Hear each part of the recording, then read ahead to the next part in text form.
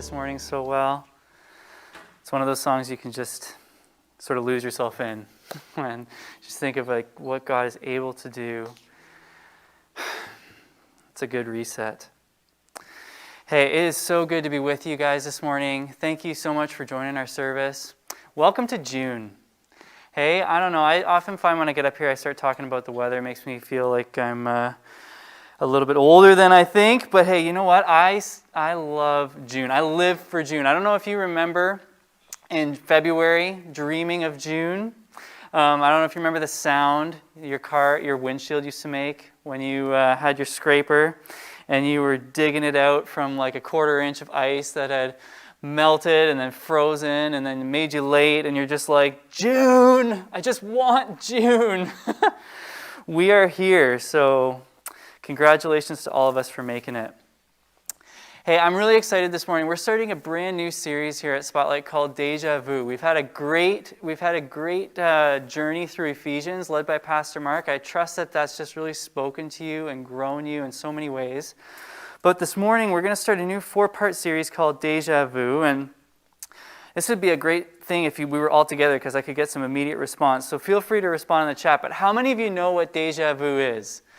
Among us who were here before the service, we were kind of chuckling about it a little bit because most of us do. I'm not talking about the movie in 2006 with Denzel Washington in it. Some of you have like no idea what movie that was at all, but it's actually what Lindsay and I watched on our honeymoon, and you're thinking to yourself, why in the world would you have watched that? Out of all you could have watched, why did you choose that? And the answer is because I chose it. I don't know if anybody's with me this morning and they're just kind of terrible when it comes to movie selection, but I definitely am. So Lindsay fell asleep and I had no idea what was going on, and it was a little bit of a waste of our time. But that's not what I'm talking about when I mention deja vu. What I mean is that feeling you get, it's so strange. It's like you walk into a room that, you know, might be new or familiar. You walk into it and then all of a sudden your mind just starts to say to yourself, I feel like I've been in this moment before. I feel like I've been here already. Or maybe you're doing something like a task and you're just kind of working away and you're just minding your own business, and then all of a sudden your brain just kind of starts playing tricks and goes, oh, I feel like I've seen this before. I feel like I've been here before. I feel like you start talking to yourself. If you're like me, you think you're going a little bit crazy, like what is happening? That's what Deja Vu is. And the reason I'm calling this series Deja Vu is because this series is based on the book of Genesis. And if you were to read the book of Genesis, all 50 chapters, okay, I know it's a commitment, but if you were to read it, if you were just to kind of make yourself a nice cup of tea or a nice cup of coffee, and you had a whole afternoon free, and you're like, I'm just going to be in the Bible, and if you read the whole book of Genesis start to finish, I think you would experience a little bit of deja vu. Because the book of Genesis is full of repetition. Scenes and sayings and ideas, they just get repeated over and over and over again in Genesis. So what we're going to do in this series is we're going to come to this book with our ears open, and we're going to come with this assumption that if something is repeated, there's a chance that it's important. Because when we repeat ourselves, what we repeat is worth repeating. There's even a phrase for it. We repeat ourselves. It matters to us if we repeat ourselves. If you're at your work and there's a really crucial job you have to do, or there's a big contract, you got a big meeting with a client and there's some background information, my guess is like you're getting into that meeting and your boss is going to go, he's going to say something a few times, and it's because he really, really doesn't want you to slip up. There's something important that he wants you to know. As parents, we do this with kids. I find I repeat myself all the time with my kids, especially around things that are dangerous, like a stove. Like, Isaiah, Ellie, stay away from the stove. Just stay away. It's hot. Isaiah, if you touch the stove, you're going to burn yourself. Isaiah, the stove is on. Don't touch the stove. Like, I do this almost daily because I just want him to get the message. So that's what we're going to do this morning, is we're going to come to the book of Genesis and listen for what's being repeated. We won't be able to cover it all because there's so many things. It's an amazing book. But we're going to keep our ears open for a few themes that I really think are going to speak to us over the next 4 weeks. And I'm really excited about it. Before we jump in, let's pray. God, thank you so much for this morning. thank you so much for our church, and thank you so much for the scriptures. I just am so honored that we can come together and hear from you.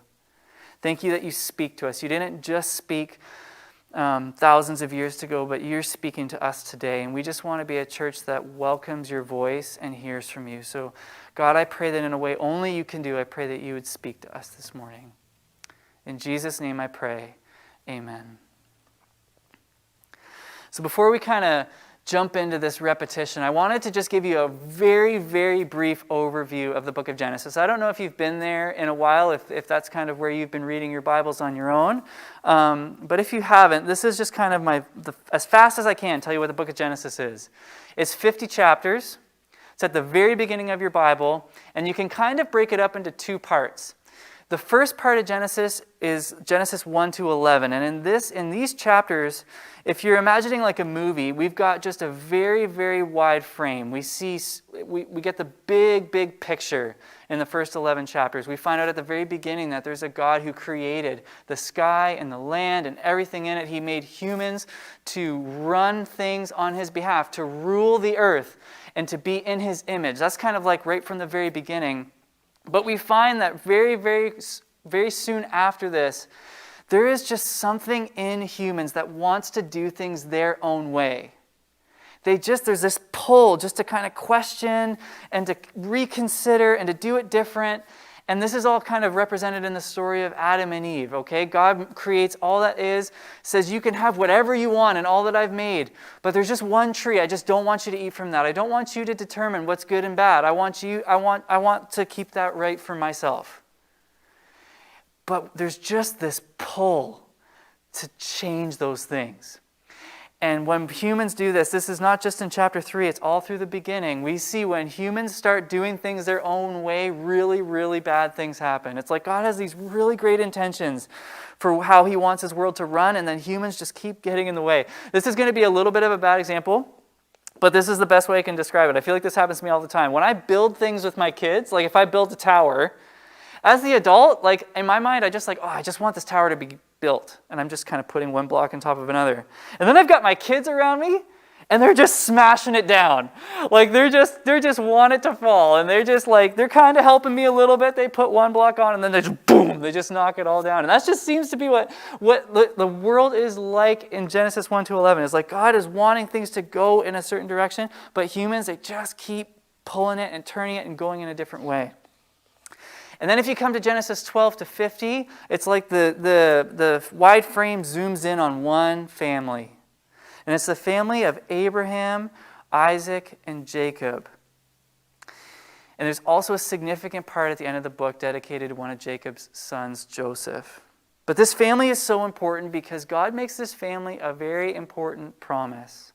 God isn't just going to leave the world as it is. He's going to be invested in the world, and he's going to continue his work, but he's going to do it through this family. And so he makes them this promise, and it has two parts. The first part is God says, you guys are going to be really, really big. You're going to have a really, really big family. Listen to how God makes this promise to a man named Abram. I will make you into a great nation. I will bless you and make you famous, and you will be a blessing to others. I will bless those who bless you and curse those who treat you with contempt.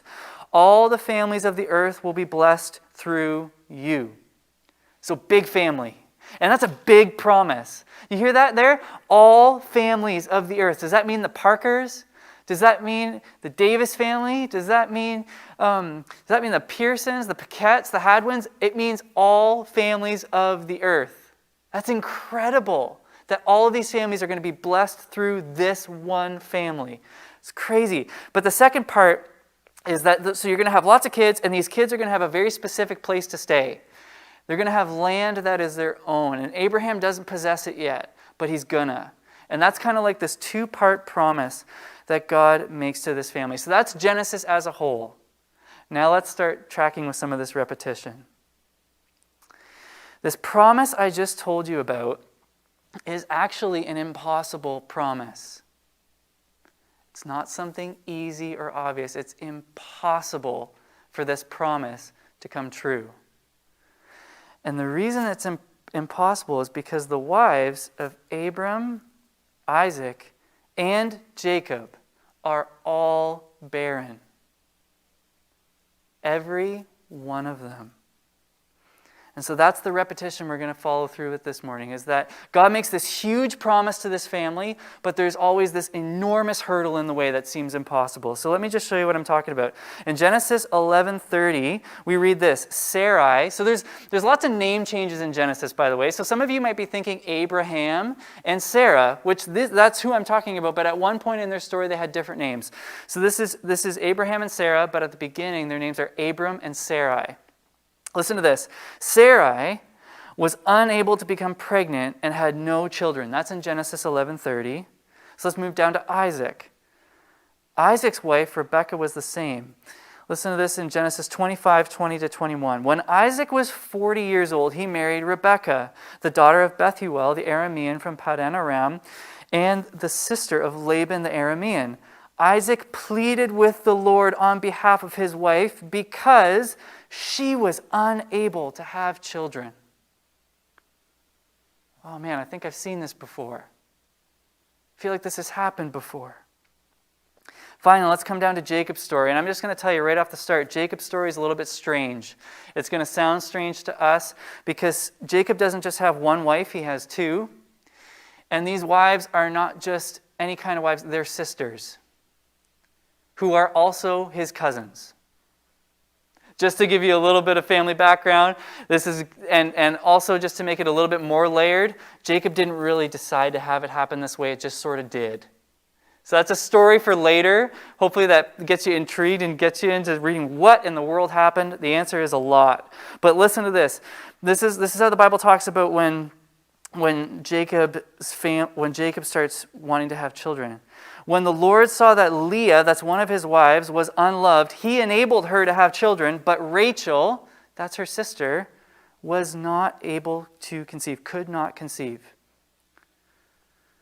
So we've got three main men in Genesis that get this promise, and each of their wives are unable to have children. What is God trying to say? What is God trying to say to us through this?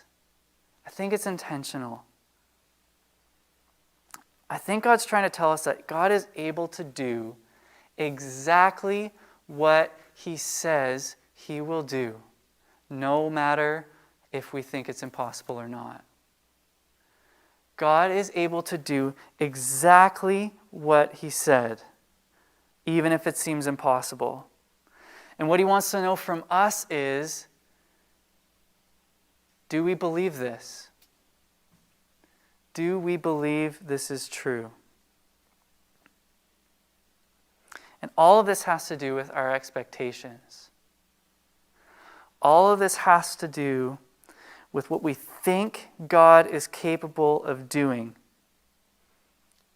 So out of Abraham, Isaac, and Jacob, Abraham's story is the one that really focuses on this promise. They all do, but Abraham's story just hinges on it.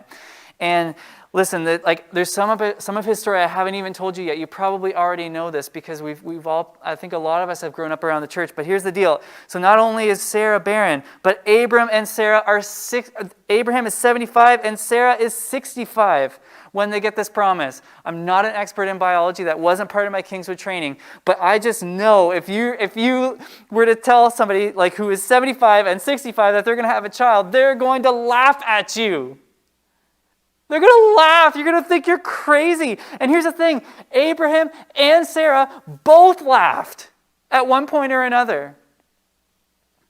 And their expectations are revealed. I'm going to tell you about Sarah's. So 24 years after God makes this first promise, he shows up to Abraham at his tent as these kind of three visitors. It's very interesting. God shows up as these three guys, and God says to Abraham, listen, next year, you're going to be 100 years old, but next year I'm going to show up and Sarah's going to have a child. And Sarah's kind of in the tent behind where she overhears this and she laughs. And the Lord hears her laughing and he says, Sarah, why did you laugh? And Sarah says, I didn't laugh, as if to try to hide it.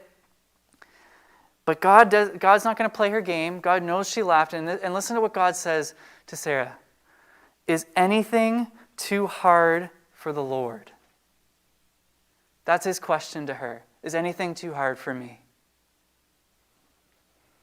And I think this is a question we should face this morning. I think we should kind of approach this together as a church. Is anything too hard for the Lord?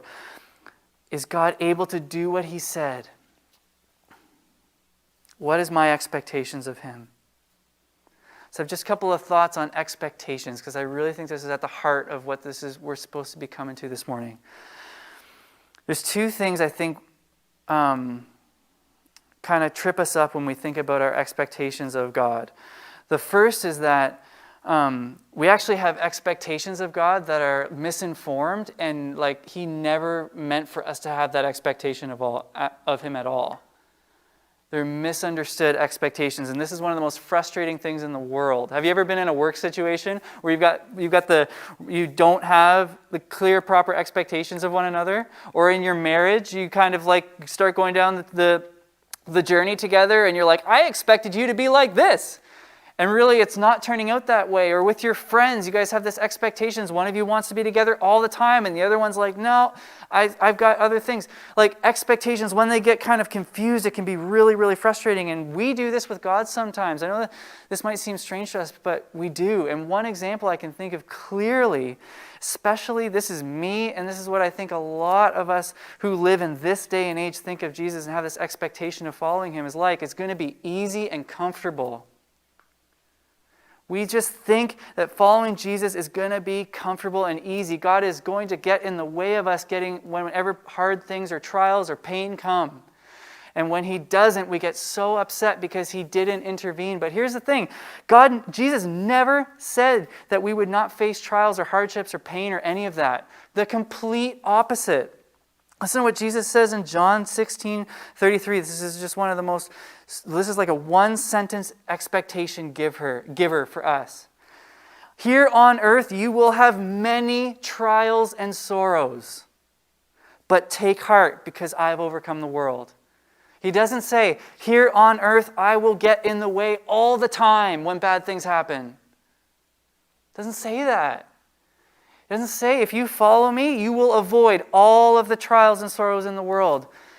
We won't. And our church this week is an example of that. I know there are so many hurting people in our church this week who are going through awful things. It's so hard, and I'm really sorry about it.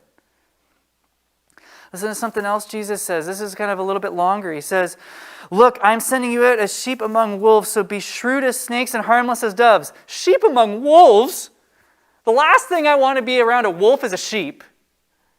But that's how I'm sending out. He says, I'm sending you out as sheep among wolves. So beware, for you will be handed over to the courts and will be flogged with whips in the synagogues. You will stand trial before governors and kings because you are my followers. When you are arrested, don't worry about how to respond or what to say. God will give you the right words at the right time. For it is not you who will be speaking, it will be the Spirit of our Father speaking through you. So here's what I'm trying to say by all this. If we have this expectation of God that when we follow him and we're living our lives for him, that everything is going to go well, like just all the time, there's just going to be ease and it's going to be simple, we're wrong. We have a wrong expectation. God will always make a way. Jesus says, I have overcome the world. And he says, I will give you the words to say, but he doesn't say that hard things won't happen. So that's the first thing, is we've got to have very clear expectations of what God actually said. And the second thing is this, we often have way too low of expectations of God. This is a little bit of a defense mechanism. I realize this. We don't want to be discouraged. We don't want to be let down. And I understand this. I understand what it's like to be disappointed. I'm a Leafs fan. Thank you, Sherry. Listen, I know what it's like to be disappointed, and I did this past week. I have one of my best friends is a Montreal Canadiens fan, just like you, Rob Bell, and oh no, not you too, Sherry. Anyways, listen, he's texting me. He's going into Game 7 of this series. I'm sorry for all of you who don't like hockey, but listen, going into Game 7, he goes, hey, buddy, how do you think it's going to go in Game 7? And I replied, and I said, listen, the Leafs always win in Game 7, so I've got no worries. And what that was just pure sarcasm because the Leafs have lost in every Game 7 for like the past 10 years. They just cannot get past the first round. Anyway, so I've done this. It's like, I don't really expect they're going to do it. And they didn't, and I'm fine. It's okay. Anyways, listen, we can't do this with God. We can't have low expectations of him because, listen, it's actually insulting considering who he is. We're in Genesis here. Genesis is one of the first pictures we get of who God is. And when God speaks, things are formed and created. He's responsible for my life. He's responsible for all that's around me. So when he comes to Sarah and he says, is there anything that's too hard for me? It's just like, think to yourself for a second, Andrew or Sarah, all of us. What am I able to do? Think about that. What am I able to do? We can't have too low expectations. So with these two things in mind, we come back to this question.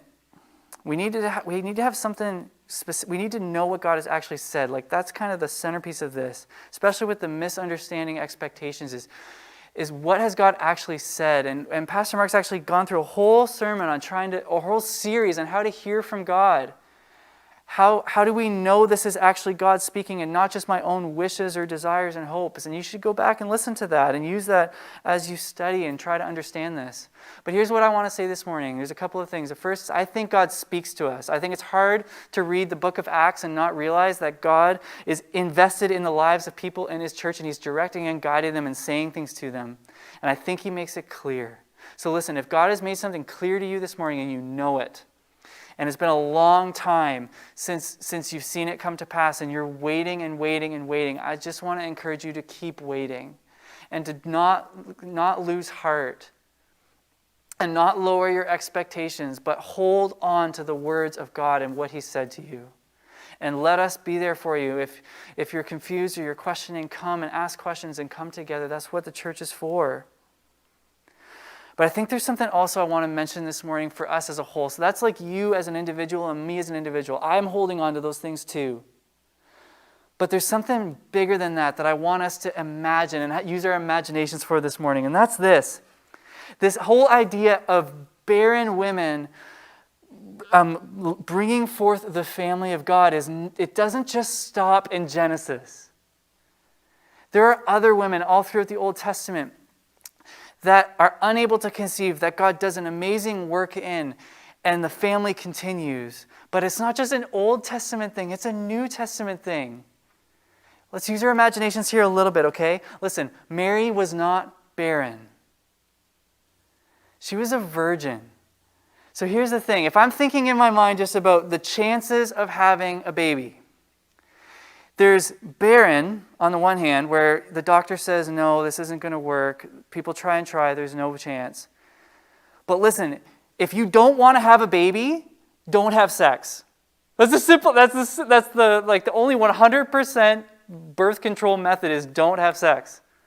And yet, through this virgin, God's Son is born into the world. This is a miraculous birth. This is amazing. And through this miraculous birth, there is going to be a family of people born that are all miracle babies. In John 3, Jesus has this really interesting conversation with a man named Nicodemus about how to enter the kingdom of heaven.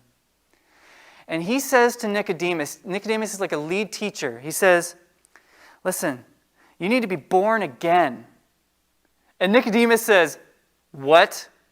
You're telling me I need to go back into my mother's womb as a grown man? What he's saying there is, this is impossible. But think about this for a minute.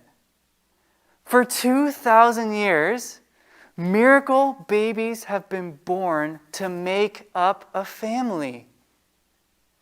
Our church is full of them.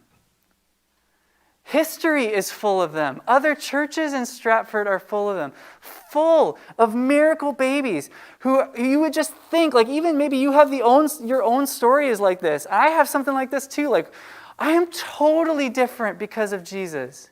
I have a different heart. I want different things. I am literally born again. I can't explain it. God's just done it. It's amazing. And the church is full of this. And it's just proof that God is able to do the impossible even when we don't think He can. So this morning, as we just kind of settle on this idea of God being able to keep these impossible promises, how is this going to shape how you think about the world? When you look at the world this week and you look at those around you and you try to factor God into this, I do this all the time. Yesterday even, I went to a city with my wife, and I was looking around and I was just so overwhelmed. I saw so many homeless people and I saw just so much brokenness, and I just get to think in my head, how in the world, God, are you ever going to do anything in my time? How are you ever going to do anything here with these people? Like, how are they going to get to know you? How are they going to change? And I just got to think to myself, wait a minute. This is exactly the scene where God begins to work. So I want us to be a church that dreams of miracle babies being born all around us. Can you imagine that? Can you imagine what it was like to just see story after story after story after story of people's lives just changed because they were a miracle baby? Can you imagine that? I'm telling you, there is nothing like a miracle baby. 3 years ago, my best friend, 4 years ago maybe, my best friend had cancer. Horrible cancer. And I will never forget coming together with him. And he called all of our friends together. It was one of those really weird things. We all just out of the blue got invited to their house. They weren't really responding to us very much before, and all of a sudden we get this text, you need to come to our house. We sit around, and Ryan says, listen, I've got this thing going on in my body, and I got some tests done, and the doctor said that I have cancer. This guy's 26 to 28 years old or something like that. And I just remember, I was so overwhelmed, I couldn't believe it. My best friend, one of my best friends had cancer. And it was horrible to watch him go through that treatment. Awful. But the worst part of it is the doctors came to him and told him that they would never have kids because of the treatment. So they went through the whole thing of the preventative, things that they could do to maybe make it possible afterwards for them to have kids. And nothing really worked. And it was awful. I hated having a front row seat of seeing what their life was like. And then 3 years ago, we came home from school to their house, and we had a visit. And they did that thing that couples do when they want to hint at the fact that something's going on in their life. And they dropped this news on us that they were expecting. And I don't think I've ever felt joy like that in my entire life. I don't even remember it. I almost feel like I blacked out. I was so excited. I remember it was unbelievable because there's going to be this miracle baby in their family. And let me tell you something. Their first miracle girl was born 3 years ago, and now they've got a second, and he's her brother. And I'm telling you, there's nothing like it. There is just nothing like a miracle baby. So Spotlight, let's hold on to this idea that God, when we look at our world, that seems it seems impossible for God to do anything in our time. Let's remember that this is where He works and He is able to do. There is nothing that is too hard for the Lord. Let's close in prayer. God, thank you so much for today. Thank you for our church. And we are just I'm just so thankful that I just be a part of this story with these group of people, that we can come together and just imagine what is possible for you to do in our time. And Lord, we just want to see you move. Pray for anybody this week that is struggling with a promise, struggling with their expectations. If there's anybody who is deeply hurting this week, and this is just, honestly, maybe this is just really hard for them to hear, I just pray that you would be comforting them and you would be near them. But as a church, I just pray that you would rise up a faith within us just to see you do amazing things in our time. Would you use us? We love you, Jesus. It's in your name we pray. Amen.